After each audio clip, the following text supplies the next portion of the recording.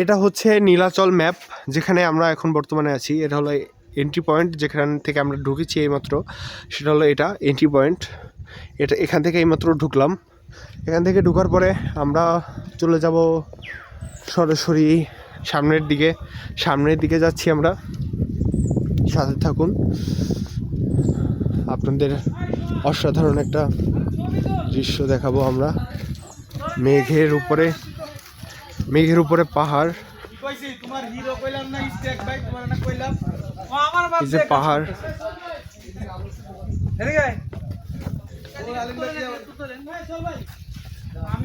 মেঘের উপরে পাহাড়।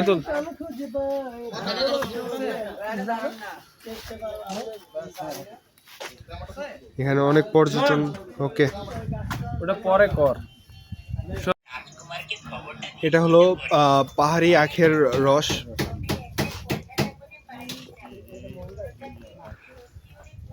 তেমন কোনো ডিফারেন্স নেই, আমরা সাধারণত যেভাবে খেয়ে থাকি আর নর্মাল আখের রসগুলো ওভাবেই। তো নীলাচল পর্যটন কেন্দ্রে এরকম ভাবে শুধুমাত্র আমার চোখে দৃষ্টি আকর্ষণ করেছে শুধুমাত্র এই যে অপরূপা বান্দরবন এই যে ব্র্যান্ডিংটা করছে এটা।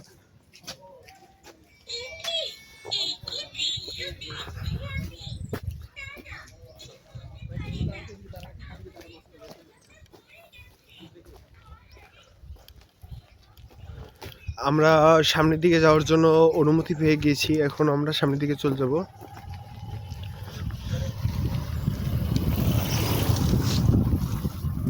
নীলাচল পাহাড়ের ঐতিহাসিক কিছু, এই পাহাড়টা ঘিরে বিস্তীর্ণ ধরনের ঐতিহাসিক বর্ণনা রয়েছে, কিন্তু হয়তোবা এই বর্ণনা দেওয়ার মতো এখানে লোক নেই। আর আমি নিজেও এই সম্পর্কে ধারণা রাখি না। তো শুধুমাত্র আপনাদের দেখানোটাই আমার কাজ, আপনাদের সামনে উপস্থাপন করা। আমার পক্ষে যতটুকু সম্ভব আমি আপনাদেরকে এই যে পিছনে মেঘের উপরে পাহাড়, এটা দেখালাম। এবং আমরা এখন নিচে নামছি।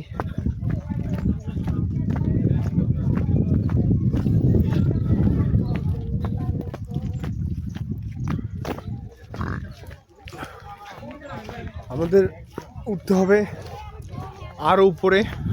পিছনে আমার দেখতে পাচ্ছেন যে অনেক উপরের দিকে রাস্তা চলে গেছে, রাস্তা অনেক অনেক উপরে, এবং এখান থেকে হয়তোবা স্কাই ডাইভিং করা যায়। সামনের দিকে যাচ্ছি আমরা।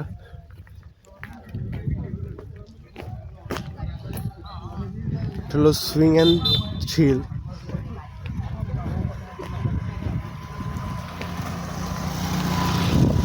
এখানে যদি আমরা দেখতে পাই তাহলে হলো এটা হলো সিএনচিল ব্র্যান্ডিং শপ, সম্প্রতি দেয়াল, জুমঘর, ট্রি হাউস, নিরামবিল রেস্টুরেন্ট, নিরামবিল রিসোর্ট এবং আপনার সুইং অ্যান্ড থ্রিল এবং ভিআইপি কটেজ। আমরা ভিআইপি কটেজের দিকে যাব।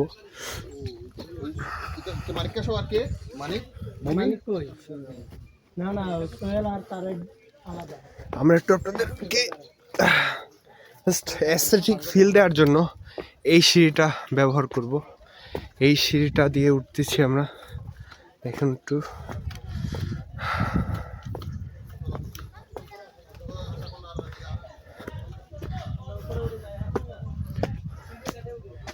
খুবই সুন্দর একটি অ্যাস্থেটিক ভাব চলে আসে এই সিঁড়ি দিয়ে ওঠার সময়। এটা পরবর্তীতে তৈরি করা হয়েছে, এটা কোনো ঐতিহাসিক স্থাপনা না। এটা হয়তোবা 2000, এই যে এখান থেকে ভালোভাবে দেখা যায়, এই জন্য তৈরি করা হয়েছে। এখানে বসার জন্য জায়গা আছে আপনার। এই যে দূরে বিস্তীর্ণ মেঘের উপরে পাহাড়, গাছের নিচে ঘন ঝোপের ভিতরে ঘরবাড়ি, জঙ্গলের ভিতরে দূরে একটি হয়তোবা কোনো প্রাসাদের মতো আমরা দেখতে পাচ্ছি, বাট হ্যাঁ এই যে এটা একটি বৌদ্ধ মন্দির হতে পারে। আমরা এখানেও যাব, আপনারা আমার সাথে থাকুন, আমাদের সাথে থাকুন।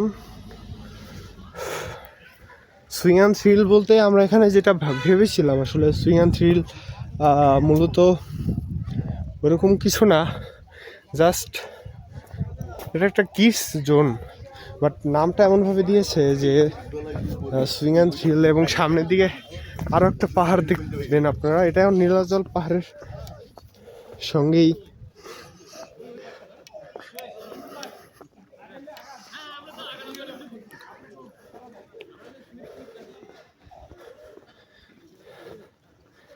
এই যে এইটা হলো লারং, এটা হলো লারং পাহাড়। এদিক দিয়ে মূলত আসলে নীলাচল পাহাড় শুরু হয়েছে, এবং এই যে পাহাড়টা আপনারা দেখতে পাচ্ছেন, এই পাহাড়টা হলো লারং পাহাড়।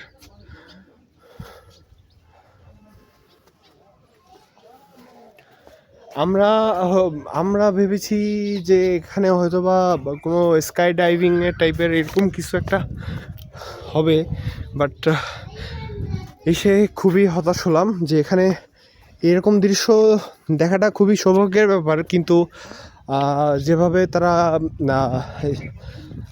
সুইং অ্যান্ড থ্রিল লিখে রেখেছে, তাতে মনে হচ্ছিল যে আসলে সুইং অ্যান্ড থ্রিল বলতে তারা বোঝাচ্ছে যে আপনার এই দোলনাটা জাস্ট ফর কিডস। এই যে, এবং এখানে তারা একটা মূর্তি স্থাপন করছে, খুব মাটি খোদাই করে করেছে। এটা রিসেন্টলি করা, কোনো ঐতিহাসিক না। আমি কোনো ধরনের কোনো প্রোপাগান্ডা ছড়াতে চাই না, কোনো প্রোপাগান্ডা আমি ছড়াতে চাচ্ছি না।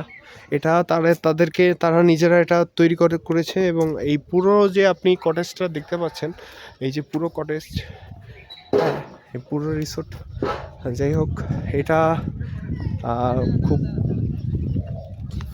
রিসেন্টলি করা হয় হয়তোবা। এবং কে করেছে সেটা যদি জানতে চান তাহলে সামনের দিকে যেতে হবে আমাদের। এটা করেছে হলো, এটার নাম হলো রোয়াদোর রং ভিউ পয়েন্ট। এই পাহাড়টা, এই যে পাহাড়টা একটু আগে দেখলাম আপনাদেরকে, এই পাহাড়টার বীর বাহাদুর উইশিং এমপি, যে ওই যে নীলাচল পাহাড়ের ভিউটা দেখার জন্য যিনি পর্যটন কেন্দ্র তৈরি করেছেন, তিনি এটা তৈরি করেছেন। তো এই দেখলাম আমরা, এটা হলো সেম রাদো রং। নিচের দিকে যদি আমরা দেখি তাহলে এখান থেকে পড়ে যাওয়ার ভয়টা থাকে না, কারণ এখানে আপনার একটা ধাপ আছে। ধাপের পরবর্তী স্থানে যে পরিমাণে জঙ্গল এবং ঝোপঝাড় আছে, যেটা বলার বাইরে। এখানে সবাই নিজেদের ছবি তোলা নিয়ে ব্যস্ত, থাকলেও আমি আপনাদেরকে এখানকার পরিবেশটা এবং এখানকার যে দৃশ্য এবং যে পরিবেশ আপনাদেরকে আল্লাহ তাআলা কী ধরনের কী জিনিস আপনাদের জন্য তৈরি করে রেখেছে এই পৃথিবীর ভিতরেই, সেটা দেখানোর জন্যই আসলে আমি এখানে উপস্থিত হয়েছি। আমি আপনাদেরকে নীলাচল পাহাড় অনেকবার দেখালাম, তো আমরা একটু সামনের দিকে যাব। আমরা সামনের দিকে যদি যাই তাহলে আপনি দেখবেন যে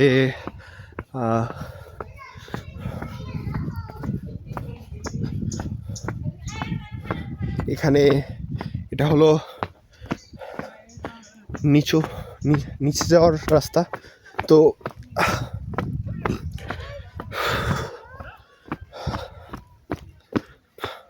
এইটা হলো নিচে যাওয়ার রাস্তা,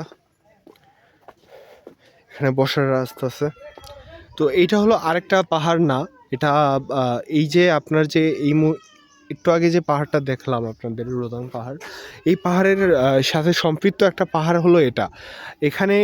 এখানে ঘনবসতি বলতে তেমন কিছুই নেই, এখানে কয়েকটা এই যে ঘর বাড়ি ছাড়া আর তেমন কিছু নেই। এবং মেঘ দেখতে পাবেন আপনারা অসংখ্য ধরনের, এখানে মেঘের কোনো শেষ নেই। আমরা আছি এখন মেঘের উপরে।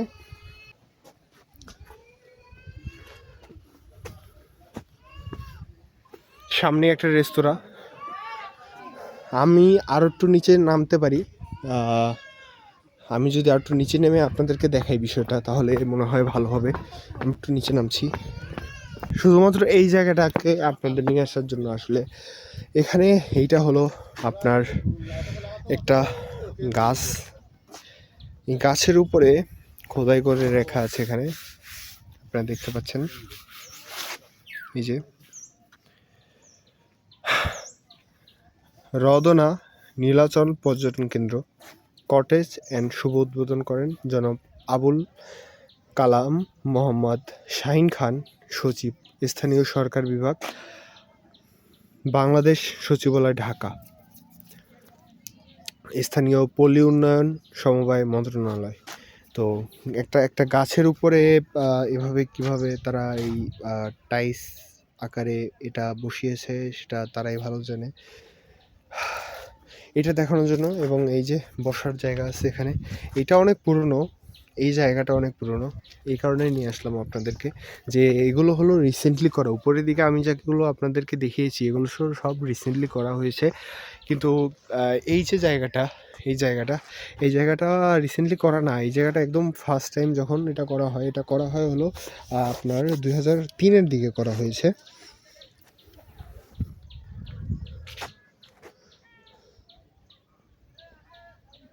এই মুহূর্তে দূরে যদি আমি জুম করে আপনাদেরকে দেখাই তাহলে আমি দেখাতে পারবো যে আপনারা এই যে দেখতে পাচ্ছেন এখানে জুম চাষ এই যে জুম চাষ করছে, এবং এখান থেকে যাওয়ার পথ আছে, এই যে রাস্তা আছে, তাদের চলাফেরার রাস্তা আছে, সব কিছু আছে। কিন্তু ঘন বিস্তীর্ণ জঙ্গল থেকে আমি এখন পর্যন্ত শুনতে পাচ্ছি একটি বন্য বিড়ালের ডাক, বন্য বাঘ হয়তোবা। তো এত পর্যটকের ভিতরেও বাঘের যে একটা বন্য বাঘের যে একটা গর্জন সেটা এখান থেকে আসছে। তো আমরা একটু উপরের দিকে উঠবো এখন। তো আমরা এখন উপরের দিকে উঠছি। খুবই এই পার্বত্য অঞ্চলটা খুবই এলোমেলো আকারে সাজানো, যার কারণে আপনাদেরকে ভালোভাবে আমি দেখাতে পারছি না। তারপরেও যতটুকু সম্ভব আমি চেষ্টা করছি যে আপনাদেরকে সব ধরনের চিত্রগুলো তুলে ধরার এবং উপস্থাপন করার আপনাদের মাঝে। আমার ইচ্ছা আছে যে আমি আপনাদেরকে এই যে জঙ্গলটা আপনি দেখছেন সামনের দিকে, এই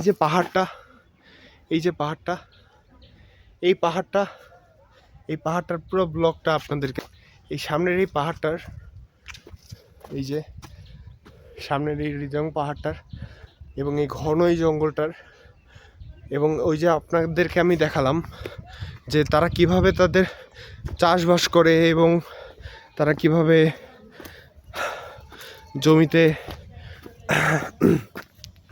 ফসল রোপণ করে, জীবন যাপন করে এবং চলাফেরা করে। আমার ইচ্ছা আছে যে আপনাদেরকে পুরো জায়গাটা আমি ঘুরিয়ে দেখাবো। আমরা এখন উপরের দিকে উঠছি। এটা অত্যন্ত একটা ঢালু একটা রাস্তা, যেটা একদম ট্রায়াঙ্গেলের মতো নেমে গেছে নিচের দিকে, যার কারণে উঠতে আমার কষ্ট হচ্ছে। কিন্তু তারপরেও আমি আসলে আপনাদেরকে দেখাতে যাচ্ছি, দেখানোর জন্য, শুধুমাত্র আপনাদেরকে ওটা দেখানোর জন্য আমি আপনাদের ওখানে নিয়ে গেলাম।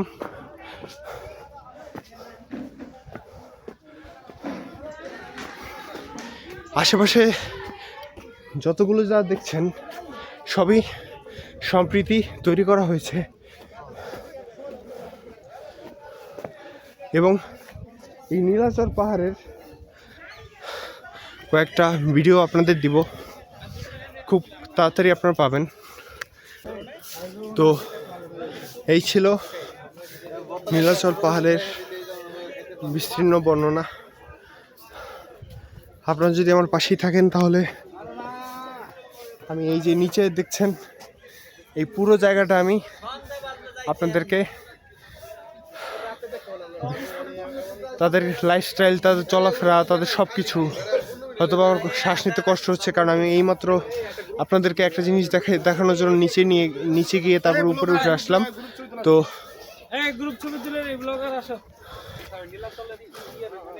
তারপরে তাদের লাইফস্টাইলগুলো আপনাদের সামনে তুলে ধরবো। ধন্যবাদ। এই ছিল নীলাচল পাহাড় থেকে শাহরিয়ার, আপনাদের সাথে আমার পাশে থাকার জন্য ধন্যবাদ। সাথেই থাকুন।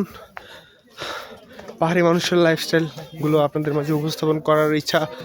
আসলে এখানে আসার পরে এদের এই বিস্তীর্ণ ঘন জঙ্গলগুলো দেখে আমার ইচ্ছা হয়েছে যে আমি এই ঘন জঙ্গলগুলোর ভিডিওগুলো আপনাদের কাছে উপস্থাপন করব, যে কিভাবে তারা চলাফেরা করে, কিভাবে তারা জীবনযাপন করছে, তারা কিভাবে সব কিছু করছে, এটা আমরা তুলে ধরবো এখানেই।